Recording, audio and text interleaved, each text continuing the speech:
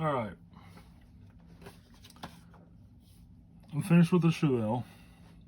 It turned out really good. I'm sorry about the lack of filming on this one. I just started working on it, and kind of forgot to film, or didn't bother filming. Wasn't in the mood to film, so I just went and built it. So, but it's done. It turned out really well. I've showed pictures to my buddy, and he's very happy with it. So I'll probably deliver it here next week to him and his dad. So there you have that. I do recommend, if you get a chance to get this kit, to go ahead and get it. It goes together smooth, no issues. I recommend the kit, and it's very, very good. But now, for what I want to do next is, since I hit 200 subscribers, I'd like to have you guys help me pick.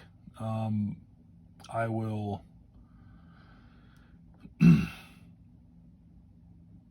I'm gonna go ahead and go through the list on what the options are, on what I plan on doing, and just put your vote in the comments, and I'll leave it up for like a week.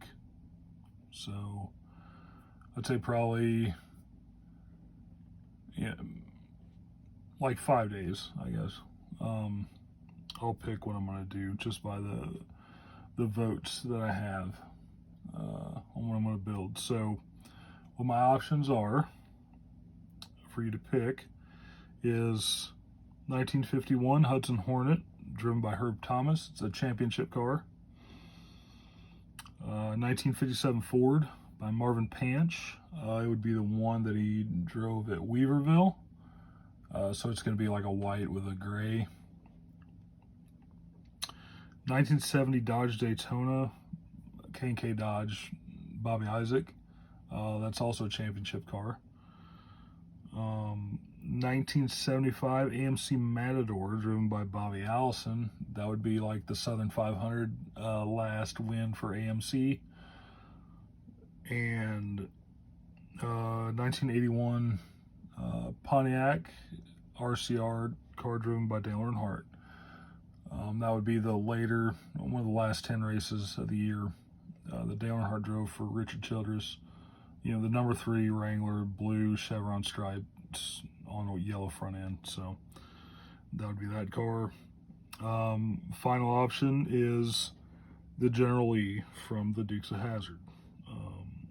So make your pick and comment in the comment section, and just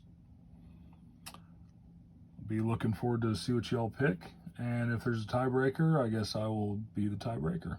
So thank you all for watching, and I'll see you next time.